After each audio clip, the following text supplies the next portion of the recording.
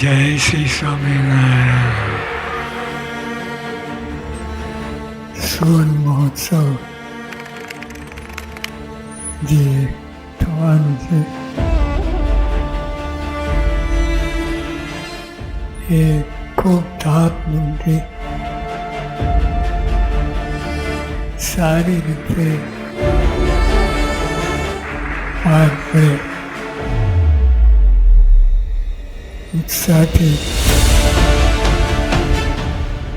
ખૂબ ઉમંગથી ડંકો વાગે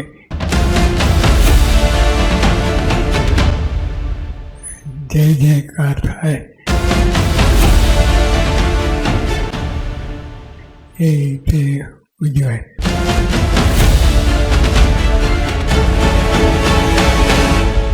दुनिया के सबसे बड़े क्रिकेट स्टेडियम में BAPS के महोत्सव की चर्चा दुनिया भर में हो रही है.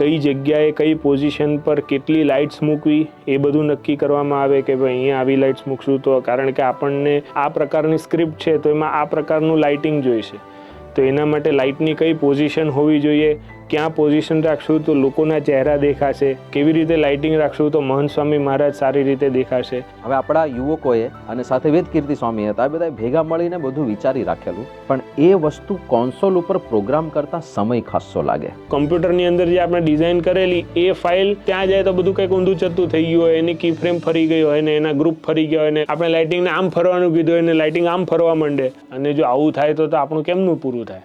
એટલે ચિંતાનો વિષય હતો. વેદકીર્તિ સ્વામીએ મહંત સાહેબ મહારાજ સાથે ફોનમાં વાત થઈ. એવું અત્યારે ડબલ વાર કરવું પડે એવું થયું છે પણ એટલું કરવા માટેનો સમય નથી સ્વામી. એટલે હવે આપણી પાસે દિવસો બાપા એકદમ ઓછા છે. આજે 1 તારીખ થઈ ગઈ અને 7મી તારીખે તો આપણે છે અને પાછું આપણે ગ્રાન્ડ રિહર્સલ પર આગળના દિવસોમાં કરવાનું છે. એટલે લાઇટો તૈયાર હોય તો બધું એક સાથે કરી શકાય. એટલે હવે સમય નથી ને આ બધું કરવાનું છે એટલે થોડુંક આ બધી ચેલેન્જીસ ઊભા થયા છે તો આપના આશીર્વાદની જરૂર છે. વાત કરો સ્વામી. એટલે સાહેબ આપ ભળો, આપના આધારે હવે બીજો કોઈ આધાર રહ્યો નથી સ્વામી, અમારી બુદ્ધિનો કે અમારા ડાપણનો કે અમારી આવડતનો સ્વામી. કેવળ આપની કૃપા થાય તો જ આપ મેળ પડે એવું છે સ્વામી. આપના આધારે છીએ.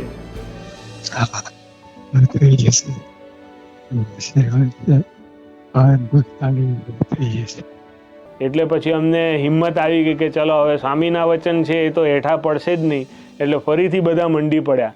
હવે મુમેન્ટ આવે છે 6 તારીખે રાતની ફિનાલ, એનું આખું લાઇટિંગનું પ્રોગ્રામિંગ બાકી છે. મને તો એવું જ થયું કે હવે પૂરું થઈ ગયું, આ ફિનાલે કેમનું પૂરું થશે. એટલે પેલા જે ભાઈ હતા એમની બાજુમાં બેઠો એટલે એ કે મને તો ઊંઘ આવે છે. એટલે બાજુમાં વેદકીર્તિ સ્વામી બેઠા હતા કે હવે હું છે ને એક ગેસ્ટ આવ્યા હતા એને થોડું ગાઈડ કરવા માટે 15-20 મિનિટ આગો પાછો થયો અને પાછો આવ્યો ને ત્યાં તો વેદકીર્તિ સ્વામીને મેં જોયા તો એકદમ રાતના 1:30 વાગ્યા છે ને સ્વામી માળા કરે છે અને આ મુમેન્ટ ઉપર આપણે બાપાને યાદ કરતા હતા સવારથી. એટલે આપણને ખબર હતી કે છેલ્લે તો બાપા જ પૂરું પાડવાના છે, પણ આ એવી મુમેન્ટ આપી કે હવે થશે નહીં, હવે ગમે તેમ કરો પૂરું કરો. અને 2 જણાએ છે ને અમે પેરેલલી પ્રોગ્રામિંગ ચાલુ કર્યું. બે જગ્યાએ કોન્સોલમાં કામ ચાલે. વેદકીર્તિ સ્વામી હતા એમની પાસે કોઈ ટાઈમ કોડ કે કઈ જ નહીં, એ ખાલી વિચારી વિઝ્યુઅલાઇઝ કરી મોબાઈલમાંથી સાંભળે અને વિચારે અને વિઝ્યુઅલાઇઝ કરીને શાર્પી ઇફેક્ટ્સ બનાવતા હતા. અને આ બાજુ પારમાં ને એની માટે અમે ટાઈમ કોડ ઉપર પ્લેબેક કરીને જોઈએ કે ચલો આમાં આવું કરશું આમાં આવું કરશું. એટલે રાતના 2:30 વાગે પ્રોગ્રામિંગ ચાલુ કર્યું અને layer by layer by layer by layer by બાપાનો પ્રવેશ થયો અને બનાવતા ગયા. સવારે 6:30 એ સનલાઇટ આવીને ત્યારે ફાઇનલ અમે પ્લેબેક જોયું કે આવું કંઈ લાગશે એમ. તો આ બાપાનો પ્રવેશ જ કહેવાય. બાકી આગલી રાત્રે તો અશક્ય જ લાગતું હતું કે આ ગ્રાન્ડ ફિનાલે પૂરું થશે. એ કેવળ બાપાનો જ પ્રવેશ, પણ બધું પૂરું થઈ ગયું. બાપાએ લાજ રાખી અને કોઈ વાંધો આવ્યો નહીં.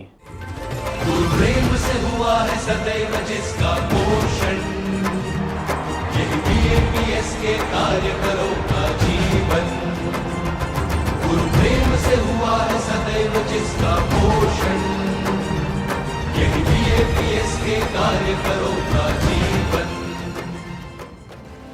એલઈડી બ્રેસલેટ તો અત્યારે ઘણા બધા કોન્સર્ટમાં ને એમાં વપરાય છે, ઘણા બધા શોઝમાં વપરાય છે, પણ એ બ્લિંકિંગ થાય ઢીંચુક ઢીંચુક સાથે પેટર્ન ઊભી થાય એલઈડી બ્રેસલેટમાં આટલા મોટા સ્કેલ ઉપર 1 લાખ બ્રેસલેટ પહેરેલા માણસો બેઠા છે અને એમાં જુદા જુદા શેપ્સ બને, એમાં બીએપીએસનો ઝંડો બને, એમાં બીએપીએસ લખાયેલું દેખાય, એમાં મ્યુઝિક પ્રમાણે એનું બ્લિંકિંગ થાય, એમાં પેલા પાણીના તરંગો બને.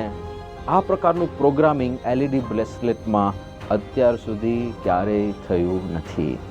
અને આ એક એક વસ્તુ માટે જે ડિટેલિંગ કરવાનું, 1 લાખ લોકોને બ્રેસલેટ આપવાના હતા અને એ પાછી પેટર્ન આપણે નક્કી કરી હતી કે આવી પેટર્નમાં હવે પેટર્ન કરવી હોય તો એક્ઝેક્ટલી આપણને ખબર પડવી જોઈએ કે આ બ્રેસલેટ અહીંયા જ હોવું જોઈએ, બીજું અહીંયા જ હોવું જોઈએ, અને એના માટે આપણે સીટ ગણવી પડે કે ભાઈ કઈ લાઇનમાં કેટલી સીટ છે. તો તમને નહીં મનાય, આપણે 1 લાખ સીટો ગણી છે આપણા યુવકોએ. એક સીટ, એક લાઇનમાં કેટલી સીટ છે એ બધું ગણ્યું છે. પણ હવે આપણે જે કંપની પાસેથી રિસ્ટબેલ્ટ્સ મંગાવવાના હતા એ કંપનીને આપણે વાત કરી કે અમને વિશિષ્ટ પ્રકારના રિસ્ટબેલ્ટ્સ જોઈશે, કારણ કે એ લોકો દર વખતે જેટલા પણ કોઈ રિસ્ટબેલ્ટ્સ અત્યાર સુધી એ લોકોએ મેન્યુફેક્ચર કર્યા હતા તો એ લોકો 10 ઝોનમાં રિસ્ટબેલ્ટ્સ મેન્યુફેક્ચર કરતા હતા. એટલે કે 10 જુદી જુદી પ્રકારના રિસ્ટબેલ્ટ્સ હોય કે જેને તમે કંટ્રોલ કરી શકો. પણ આપણને જે રીતની ડિઝાઇન વગેરે જોતું હતું એના માટે આપણને ઓછામાં ઓછા 20 ઝોન જોઈએ. હવે એ તો એ લોકો પાસે અવેલેબલ નહોતું, એટલે કંપની કે ભાઈ અમારી પાસે તો એવા 20 ઝોનવાળા કોઈ રિસ્ટબેલ્ટ્સ નથી. એટલે પછી આપણા યુવકોએ શું કર્યું કે એ લોકોએ જે આની આગળ સેમ્પલ બેલ્ટ્સ મોકલાવેલા એ કંપનીએ, તો એ કંપનીના સેમ્પલ બેલ્ટ્સ આ લોકોએ ખોલી નાખ્યા અને એની સર્કિટનો અભ્યાસ કર્યો અને એની જે એલઈડી બલ્બ્સ આવે એનો અભ્યાસ કર્યો અને બધું એમાં એટલા ઊંડા ઉતર્યા અને પેલા કંપનીવાળાને સમજાવ્યું કે જો તમે તમારા સર્કિટની અંદર, તમારા એલઈડી બલ્બ્સની અંદર આવા પ્રકારના ફેરફાર કરશો ને તો તમે 10ની જગ્યાએ 20 ઝોન અમને આપી શકશો. હવે જ્યારે કંપનીએ આ સાંભળ્યું ને ત્યારે કંપનીવાળાને આશ્ચર્ય થયું કે અમારા રિસ્ટબેલ્ટ્સની અંદર અમે પણ હજુ આટલા ઊંડા ઉતર્યા નથી ને તમે લોકોએ આવું સંશોધન કરી નાખ્યું. એટલે પછી તો એ લોકો બહુ રાજી થઈ ગયા અને એ લોકો પણ આપણને સંશોધનમાં મદદ કરવા માંડ્યા. લગભગ 5 થી 6 વખત જુદી જુદી રીતે આપણે છે ને સેમ્પલ એમની પાસે ક્રિએટ કરાવડાવ્યા કે આવું નહીં, આવું કરીએ. એટલે એમાં આપણો 1 મહિનાનો સમય ગયો, પણ એ કેવળ બાપાની દયા કહેવાય કે એમણે આપણે જેમ કીધું ને એ પ્રમાણે કસ્ટમાઇઝેશન કર્યું.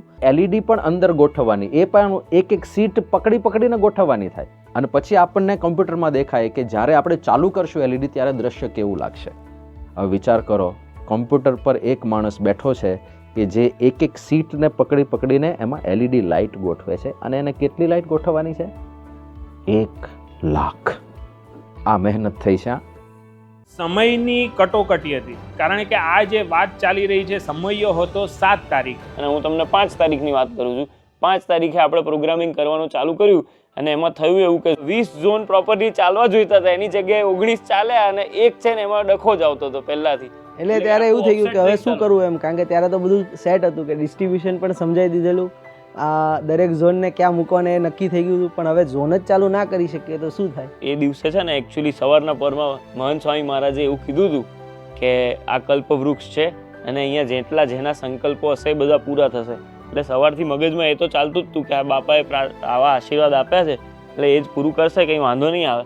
હવે આમાં વાત કેવી હતી કે જે રિસ્ટબેન્ડ્સને કંટ્રોલ કરવાના હતા ને એ રિસ્ટબેન્ડ્સનું કંટ્રોલર જુદું આવે કે જે રેડિયો ફ્રીક્વન્સી દ્વારા એ રિસ્ટબેન્ડ્સની લાઇટો બદલે એનું જુદું કંટ્રોલર આવે. એટલે કે આપણે જે ગ્રાન્ડ એમએનું કન્સોલ હતું એમાંથી જે આપણે આઉટપુટ આપીએ એ રિસ્ટબેન્ડનું જે પોતાનું કંટ્રોલર હોય ને એમાં જાય અને એ કંટ્રોલરમાંથી આખી રેડિયો ફ્રીક્વન્સી દ્વારા એ બધા રિસ્ટબેલ્ટ સુધી આપણો ડેટા પહોંચે એવી આપણી ગોઠવણી હતી. પણ હવે જે રિસ્ટબેલ્ટ્સનું જે કંટ્રોલર હતું ને એ કોઈને અમારામાંથી કોઈને વાપરતા આવડતું નહોતું.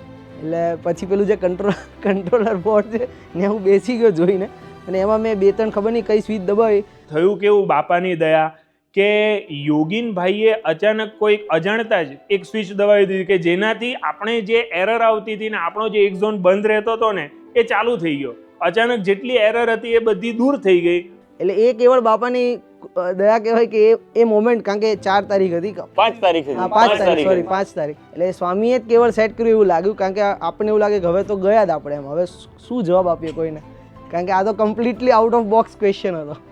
હવે આની સાથે પેરેલલી સભા વ્યવસ્થાની અંદર પણ આટલી જ માથાકૂટ ચાલી રહેલી, કારણ કે એ સભા વ્યવસ્થાના સ્વયંસેવકો અને સંતો હતા જે એક એક કાર્યકર સુધી એક એક સીટ સુધી આ બેડ્સ પહોંચાડવાના હતા. અમે સંતો અને યુવકો બધા આ લાઇટિંગના પ્રોગ્રામની અંદર રોકાઈ ગયા. એના કારણે થયું શું કે જે રિસ્ટ બેલ્ટને ટાઈમ આપવાનો હતો પ્રોગ્રામિંગ માટે, ઇફેક્ટ્સ ક્રિએટ કરવા માટે, એ ટાઈમ તો જતો રહ્યો. એ ટાઈમ આપણે લાઇટિંગના પ્રોગ્રામિંગમાં આપી દીધો. એટલે હવે તારીખ આવી ગઈ છે 7મી અને 1 લાખ રિસ્ટબેલ્ટ્સનું 4 કલાકના પ્રોગ્રામિંગ કરવાનું બાકી છે. છેલ્લી ઘડી આવીને ઊભી છે, પણ બધા એક જ ભરોસે હતા કે હવે જે કરશે ને મહંત સ્વામી મહારાજ પાર પાડશે, બાકી હવે આપણા હાથમાં કંઈ છે નહીં. સાયમલ્ટેનિયસ ઘણા બધા કામ જોડે જોડે ચાલે. લેઝરનું પણ ચાલતું હતું, રિસ્ટબેલ્ટ ને રિસીવર છે તો એ ક્યાં મૂકવું, એ પણ એક મોટી ચેલેન્જ હતી કે વિધાઉટ હાર્ડવેર, પર્ટિક્યુલર હાર્ડવેર આપણે ટાઈમ કોડ SMTP ઇન લેવાનો. એટલે એ R&D પણ એ 1 વાગે જ તે ચાલુ કરી અને એ પૂરું કર્યું કે ચલો મળી જશે. એ R&D 2 વાગે પૂરું થયું અને પછી અમે 2:30 વાગે અમે લોકો ટેન્શન ફ્રી થઈને પ્રોગ્રામિંગ કરવા માટે અમે બેઠા. અને કદાચ તમને નહીં મનાય, 3 કલાકની અંદર, 2 થી 3 કલાકની અંદર પૂજ્ય વેદકીર્તિ સ્વામી, નયનભાઈ, યોગીનભાઈ બધાએ ભેગા થઈને આ આખું જે બ્રેસલેટનું પ્રોગ્રામિંગ એ પૂરું કર્યું. અને જોવાની ખૂબી તો એ છે કે જે છેલ્લા 2 કલાકમાં પ્રોગ્રામિંગ થયું એમાં અમારી પાસે નહોતો ટાઈમ કોડ કે નહોતું મ્યુઝિક, કશું જ નહીં. એક બાજુથી અમે મોબાઈલમાં અને લેપટોપમાં મ્યુઝિક સાંભળીએ કે ભાઈ હવે આ મ્યુઝિકમાં કેવું કરવું છે, આ મ્યુઝિકમાં કેવું કરવું છે, અને બીજી બાજુ પ્રોગ્રામિંગ કરતા જઈએ. આ લાઇટિંગ ને બધું ડિઝાઇનમાં કેવું છે કે એ બધું ચલાવવાનું હોય ને એ ટાઈમ કોડ ઉપર ચાલે, કે ત્યાંથી જો અંદર ઓડિયો રૂમમાંથી કે પ્લેબેક રૂમમાંથી આપણને જે ટાઈમ કોડ મળે એના આધારે જ આ બધું ચાલે. પણ આ તો વગર ટાઈમ કોડે આનું પ્રોગ્રામિંગ કરવાનું, મોબાઈલમાંથી સાંભળીને પ્રોગ્રામિંગ કરવાનું. એટલે આ તો સાવ જ ભગવાન ભરોસે હતું કે જો આ સાંભળીને કરવાની અંદર 1 સેકન્ડનો પણ ફરક આવ્યો ને તો આપણે આખી જે પેલા વેવ્સ કરવાના હતા ને રિપલ્સ કરવાના હતા અને ડિઝાઇન કરવાની હતી એ બધી જ વસ્તુ ફેલ થઈ જાય. અને એક મુમેન્ટ પછી મને યાદ આવે છે, આ લગભગ 11:30 વાગે કે હું પહેલાં ઉપર ગયો અને પહેલાં ઉપર જઈને મેં છે ને બાપાને યાદ કર્યા, ધૂન કરી, શાંતિથી બેઠા અને શું કહેવાય પ્રમુખ સ્વામી મહારાજને યાદ કર્યા. મેં કીધું કે આ બધું શાંતિથી થઈ જાય અને બધું ટેન્શન જતું રહ્યું. આપણને કોન્ફિડન્સ આવી ગયો કે થઈ જ જશે. પછી બધા આવ્યા ને એટલે આપણે એ બાપા ભળ્યા, આપણે એટલા નિશ્ચિંત થયા ને તો આટલા શોર્ટ પીરિયડમાં કામ થઈ શક્યું. બાકી તમે હાઈપર થઈને આટલું સ્પીડમાં કામ કરી જ ના શકો. પણ આપણે સૌ જોઈએ છીએ કે મહંત સ્વામી મહારાજ ખરેખર ભળ્યા અને ખરેખરી લાજ રાખી. એટલે એ બાપાના પ્રવેશથી આખી વસ્તુ એવી રીતના થઈ ગઈ. હવે આ બાપાની દયા જ ને આટલું બધું ઝડપથી અને આ 1 લાખનું પ્રોગ્રામિંગ પૂરું થાય એ કંઈ બહુ સાધારણ વસ્તુ નથી. આ ક્યારેય નથી થયું, પહેલી વાર આ થયું છે અને લોકો જોઈ રહ્યા છે. અને પહેલી વાર રિસ્ટબેલ્ટ ચાલુ થઈ એટલે મારી આંખો ભીની થઈ ગઈ અને યોગીનભાઈની આંખો ભીની થઈ ગઈ અને યોગીને મારી સામે જોયું અને ત્યારે મેં એના ખભા ઉપર હાથ મૂક્યો. મેં કીધું બાપાની દયાથી આ પાર પડી ગયું. ऋषीणां पुनराद्यानां वाचमर्थोऽनुधावति.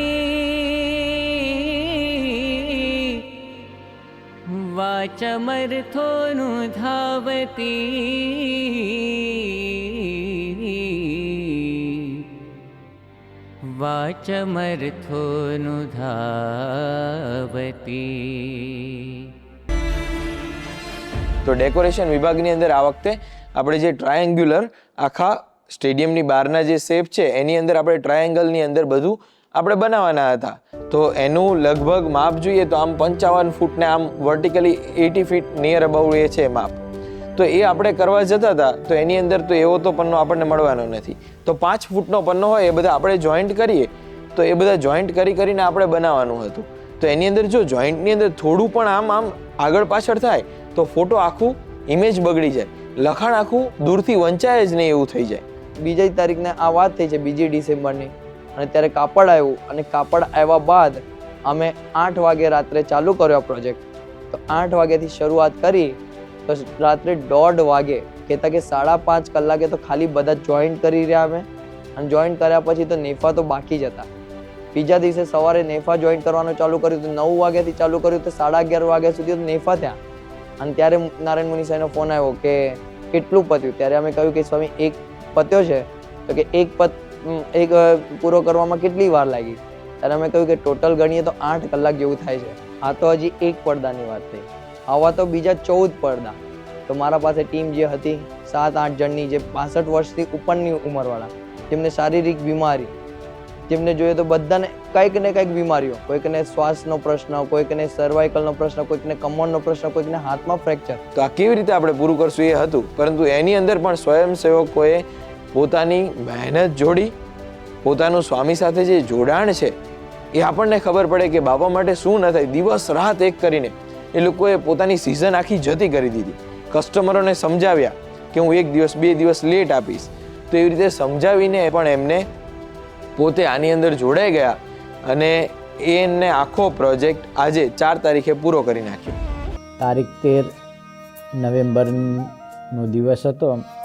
એમાં જમવાની વાત નીકળી કે કાર્યકરોને જમાડવાના છે એવું સ્વામીશ્રીએ સામેથી મને પૂછ્યું. એટલે મને આ બાબતે કોઈ ખ્યાલ હતો નહીં. એટલે પછી મેં કહ્યું બાપા ફોન ઉપર વાત કરી લેવી છે? એટલે બાપા કે હા. એટલે પછી મેં પૂજ્ય બ્રહ્મતીર્થ સ્વામીને ફોન જોડ્યો. હા બાપા, જય Swaminarayan.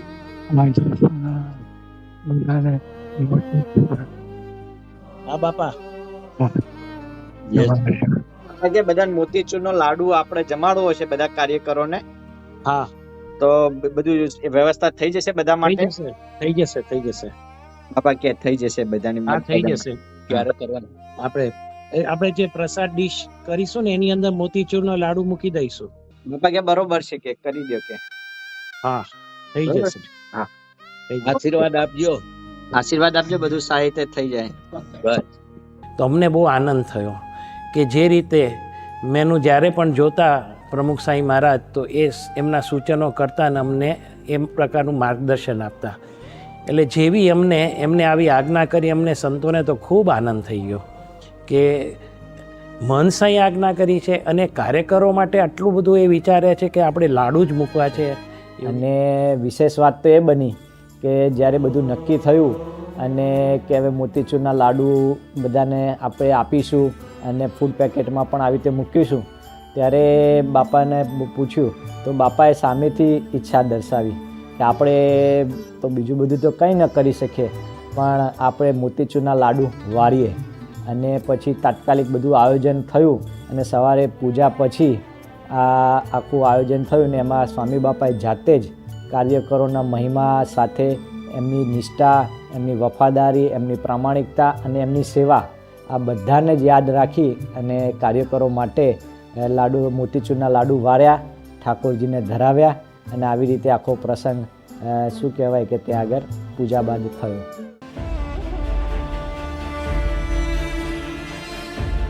The technical challenge was more, we've never worked with such large scale, a stadium as large as this, but also the amount of technology we have across all departments, including cameras and broadcast. It's unknown. We've never done anything like this in BAPS, for sure. આપણે આ વખતે volunteers હતા, અમેરિકાના હતા, કેનેડાના હતા, યુકેના હતા, યુરોપથી હતા, આફ્રિકાથી હતા, ઓસ્ટ્રેલિયા ફાર ઇસ્ટ બાજુથી હતા. બધા અલગ અલગ છે. કોઈક પ્રોફેશનલી આ કરે છે, કોઈક એકાઉન્ટન્ટ છે, કોઈક બિઝનેસ ઓનર છે. બધાના બેકગ્રાઉન્ડ અલગ અલગ છે, પણ બધા અહીંયા મળીને કે આપણે બેસ્ટ રીતે કરવું છે અને બધાના પોતપોતાના અનુભવનો ફાયદો થાય કે ભાઈ અલગ અલગ રસ્તા ફટાફટ નીકળી જાય. જે એની અંદર છે કે બધા આવ્યા હતા, પોતાનો જોબ મૂકીને આવ્યા છે, જોબમાં રજા મૂકીને આવ્યા છે, નાના છોકરાઓને મૂકીને આવ્યા છે. કેટલાય જણા છે આપણે યુવકો કે લિટરલી 2-3 મહિનાનું એ લોકોના છોકરાઓ ઘરે છે. આ તો તકલીફવાળું કામ છે, ઘરેથી છોડીને જવું. ઇવન અમારે પણ ઘરેથી છોડીને જવું એટલે બહુ અઘરું છે, કારણ કે એ સમજી અને મહિમા સમજીને એ લોકો આપણને આવવા દે છે. એમના ઘરેથી એમને સપોર્ટ છે, એમના વાઇફ્સનો સપોર્ટ છે કે ના તમે જાઓ, પાપાની સેવામાં જવું છે તો તમે જાઓ, અમે ધ્યાન રાખશું.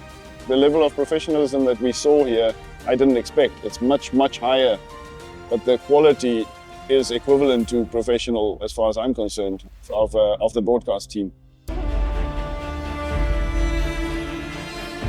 ઓડિયોની સમસ્યા બહુ મોટી, કારણ કે આ સ્ટેડિયમ બન્યું છે ક્રિકેટ માટે, હો માટે, અને લોકો જે બોલતા હોય એના પડઘા પડતા હોય એ ક્રિકેટની દ્રષ્ટિએ સારી વસ્તુ કહેવાય. એટલે એ લોકોએ આખા સ્ટેડિયમને એવી રીતની સાઉન્ડ ટ્રીટમેન્ટ ના આપી હોય. આ કંઈ પ્રવચનો માટેની જગ્યા નથી, એટલે એ ઓડિયોની સમસ્યા બહુ આવી કે ખાસ કરીને પ્રવચનોમાં પડઘા પડે ને ગુંજ્યા કરે ને કશું સમજાય નહીં. તો પછી જે બધી વિડીયોઝ હતી એમાં પણ એવું થતું હતું કે મ્યુઝિક નીચે શબ્દો દબાઈ જાય, શબ્દો બધાને પકડાય નહીં. તો પછી નક્કી એવું કર્યું કે સ્ટેડિયમ પ્રમાણે આપણે ઓડિયો બેલેન્સિંગ કરીએ. હવે સ્ટેડિયમ પ્રમાણે ઓડિયો બેલેન્સિંગ કરીએ તો અહીંયા વિડીયો સારી સંભળાય, પણ બહાર જે બ્રોડકાસ્ટમાં જાય એ થોડી વિચિત્ર સંભળાય. તો હવે કરવું શું? એટલે ત્યાં તો અવાજ જ નહોતો આવતો. હા હા હા. મારું આવું કેમ થયું? પછી મધુર કીર્તનને બોલાવ્યા એટલે ત્યાં પણ મને એવું કહેતા હતા કે ભાઈ અમુક ત્યાં જે બેસાડ્યા હતા ને એમાંથી કોઈકે મને વાત કરી હતી કે નીચે સંભળાતું હતું પણ ઉપર નહોતું સંભળાતું. પછી અમે એ દિવસે ત્યાં બાજુમાં જઈને બેઠા. પછી ત્યાં આગળ પણ ઘોંઘાટ જેવું જ લાગતું હતું, કઈ સમજાતું નતું. એટલે પછી ફરી વખત મધુર કીર્તનને બોલાવ્યા. ચલો મધુર કીર્તન તો હવે શું કરે એમ, કારણ કે એક તો સ્ટેડિયમ ગોળ એટલે પડઘા તો પડ્યા વગર રહે નહીં. ખુરશીઓ ખાલી હતી, અમને પણ ખબર હતી કે અમુક ટકા તો સુધારો થવાનો જ છે. પછી નિખિલેશને બોલાવ્યા, ઋષિરાજ સરને બોલાવ્યા અને પછી ભેગા થઈને જોયું કે આ તો મને તો બહુ ચિંતા હતી. સવારના પોરમાં મેં 5 માળા કરી સતત અહીંયા અભિષેકની અંદર પણ આ જ પ્રાર્થના કરી સામે આ લોકો આટલી બધી મહેનત કરી છે અને સાઉન્ડ ને હિસાબ ફેલ ના જાય.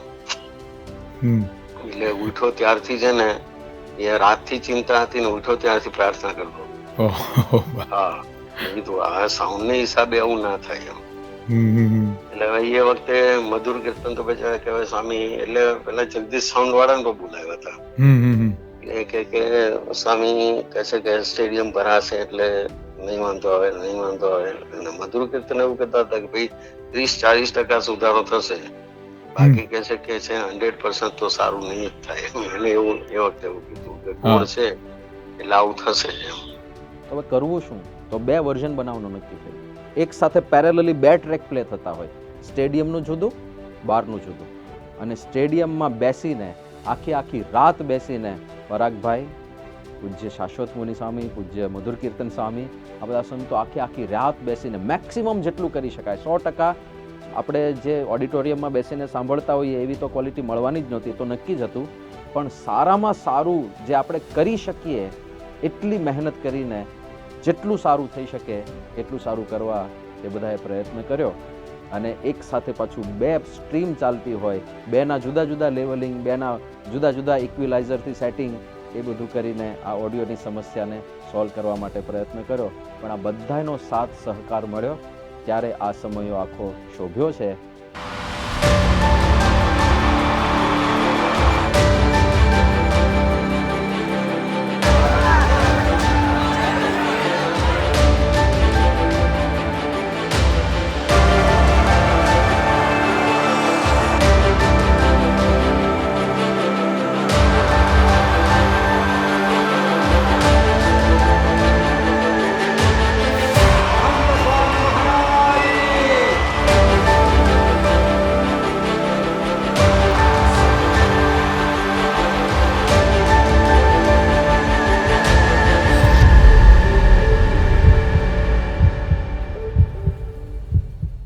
અત્યારે આ આંતરરાષ્ટ્રીય કાર્યકર સુવર્ણ મહોત્સવનો આ પૂર્વ દિન છે એટલે ગ્રાન્ડ ફિનાલે ચાલી રહ્યો છે.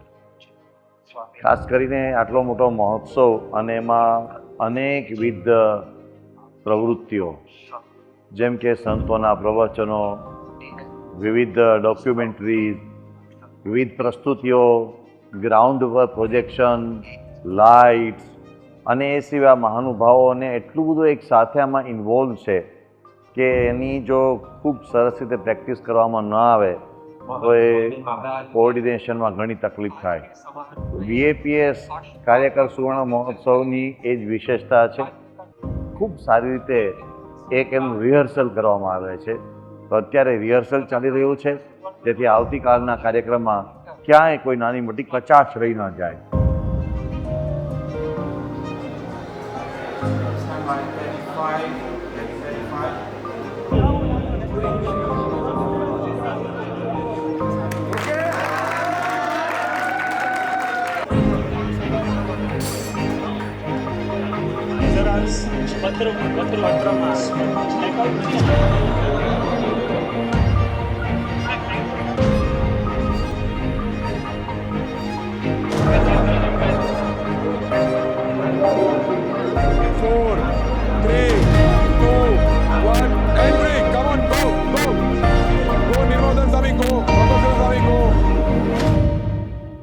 પાંખડીની અંદર જે બાળકો હતા એ લોકોને પણ વિઝન ક્લિયર નહોતું, કારણ કે આગળ કપડું આવી જતું હતું પિંક કલરનું.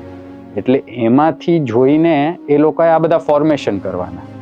હવે આમ નરી આંખે જોઈને નરી આંખે પણ જો આવા ફોર્મેશન કરવાના હોય ને કોઈ માર્કિંગ વગર, એ પણ બહુ અઘરું છે, બહુ મોટી ચેલેન્જ છે કે તમારી પાસે નીચે કોઈ માર્કિંગ નથી કે મારે ક્યાં ઊભું રહેવાનું છે, અને એના વગર તમારે એ જગ્યાએ પહોંચીને ઊભા રહેવાનું કે ડ્રોન શોટમાં એ તમારું ફોર્મેશન જે દીવડો બનાવ્યો છે, ફ્લાવર બનાવ્યું છે એ દેખાય. તો આ તો અશક્ય જેવું હતું. તો નરી આંખે પણ જો અઘરું પડતું હોય તો આ તો પાંખડીની અંદર ઓલું કાપડ એમાં જોઈને પાછું પહોંચવાનું.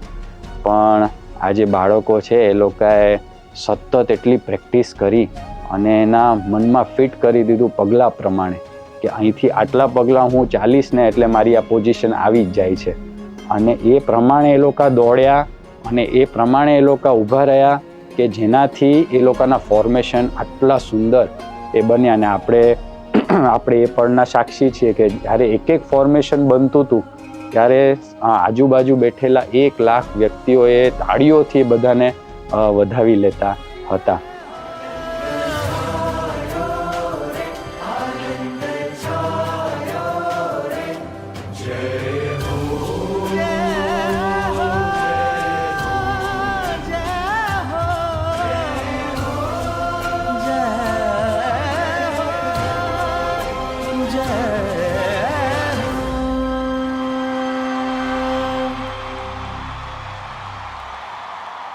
તો એ રીતે એક જે હૃદયમાં એ લોકોને ભાવ હતો કે બસ મારે સ્વામીને રાજી કરી લેવા છે. તો કોઈ ગમે એવી એ લોકોને તકલીફ આવી પરંતુ એમાં એ લોકો પાછી પાની કરી નથી. અને હું 2 બાળકોને મળ્યો ગ્રાઉન્ડ ઉપર કે તમે આ કાર્યક્રમ સાથે જોડાયા, તમે કોઈ ઇવેન્ટના એક ભાગ છો તો તમને કેવું લાગે છે એમ. તો તમારો એટલે મેં ખાલી પ્રશ્ન જ કર્યો એમને. તો એક બાળકે મને બહુ ખૂબ જ સરસ જવાબ આપ્યો કે ભવિષ્યની અંદર જ્યારે અમે મોટા થઈશું ત્યારે અમે ગર્વથી કહી શકીશું કે જ્યારે 2024ની અંદર કાર્યકર સુવર્ણ મહોત્સવ થયો તેના અમે એક ભાગીદાર છીએ. મહાન સાંઈ પાસે હું ગયો તો મહાન સાંઈને કહેવા કે સ્વામી આ 2 દિવસ જ 2 રાત જ છે, રાત ઓછી પડે છે, કારણ કે વિડીયોવાળાને પણ એ જોઈતું હોય પ્યોર ડાર્કનેસ જોઈએ, લાઇટિંગવાળાને પ્યોર ડાર્કનેસ જોઈએ, 2 ભેગા કામ કરી ન શકે. તો આપણી પાસે કામ ઘણું બાકી છે. અર્જુનની જેમ અમારી હાલત છે, હથિયાર નીચે પડી ગયા છે અને હવે તો બાપા આપ જ ઉગારો, આપ દયા કરો, સારું થાય, બધાના મનમાં ભાવના સારું છે. એટલે પછી મેં બાપાને વાત કરી, મેં કહ્યું બાપા આ બધા ઝાડ પાન બી બધું જ ફળ ને બધી વાતો તો છે, અમે સ્ટેજ ઉપર જે ઝાડ કર્યું છે ને એ કલ્પવૃક્ષ છે જેની નીચે આપ બેસવાના છો. એટલે પછી સ્વામી એકદમ હસીને સ્વામીએ કીધું, મેં કીધું બાપા બધાને જે ટેન્શન બહુ જ છે, બધા વ્યક્ત નથી કરી શકતા કારણ કે આમાં શું અનસર્ટનિટી ઘણી હોય ને એટલે તમને દ્વિધા રહ્યા જ કરે. તો બાપા એકદમ 2 જ વાક્ય બોલ્યા અને વારે વારે સાંઈ કે કલ્પવૃક્ષ છે. સ્વામી કે જે સંકલ્પ કરશે બધા સિદ્ધ થશે. સ્વામી કે હિંમત બળિયા સર્વોપરી સંકલ્પો કરવા. મહાન સ્વામી એક વિચાર ઇન્સર્ટ કર્યો મારા માઇન્ડમાં કે કલ્પવૃક્ષ, તમે નબળા સંકલ્પ કરશો તો તમારું કામ નબળું થવાનું છે. તમે સબળા સંકલ્પ કરશો અને હિંમતના થઈ જશે, કરી દઈશ, કરવું જ છે, એવા સંકલ્પ કરશો તો થઈ જ જાય છે.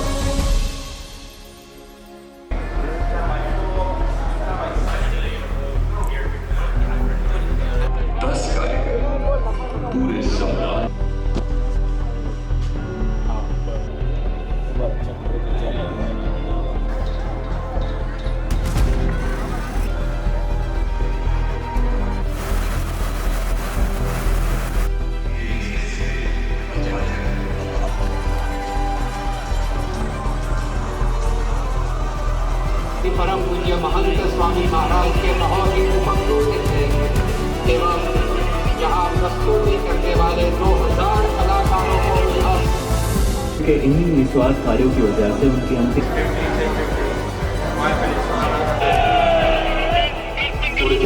अनेकशः आभार लोकप्रिय निडर नेतृत्व वेदक वक्तृत्व આપણે we are doing a grand rehearsal અને હકીકતની અંદર આ પ્રોજેક્ટ આ પ્રોગ્રામ એટલો બધો વિશાળ છે, it's so big and so huge.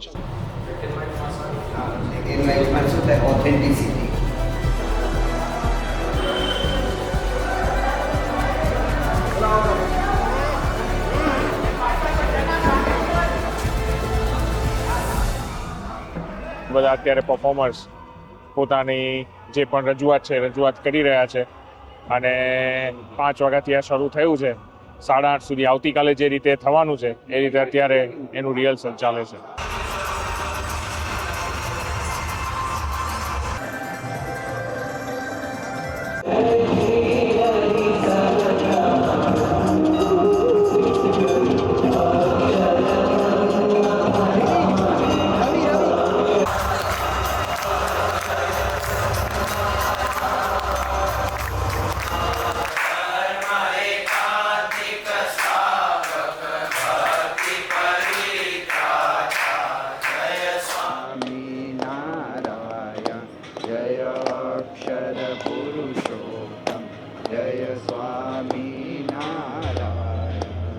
જોવા જઈએ તો ઘણા બધા ઉત્સવોનો સૌને લાભ મળ્યો જ છે અને ઉત્તર આપણા દરેક ઉત્સવો સત્પુરુષની કૃપા અને સત્પુરુષના આશીર્વાદથી છેલ્લી ઘડી સુધી બધાનો જીવ અદ્દર હોય અને પછી ભગવાન એકદમ આધ્યાત્મિક શક્તિથી બધું અરેન્જ કરી દે એવો અનુભવ સૌને થાય જ છે.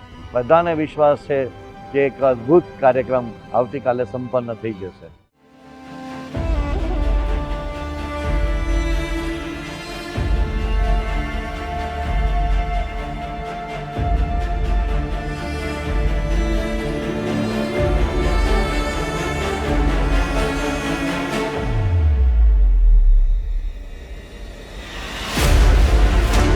સ્વામી બાપાના અંતરમાં સવારથી જ કાર્યકરોને રાજી કરવા એ એમની અંતરની ભાવના હતી. બરાબર 8 વાગે પરમ પૂજ્ય મહંત સાંઈ મહારાજનો ફોન આવ્યો. એ દિવસ સ્વામી બાપા 4 ને 10 વાગે એમના ઉતારેથી એ નીકળી ગયા. સ્વામી એકદમ સ્થિર હતા.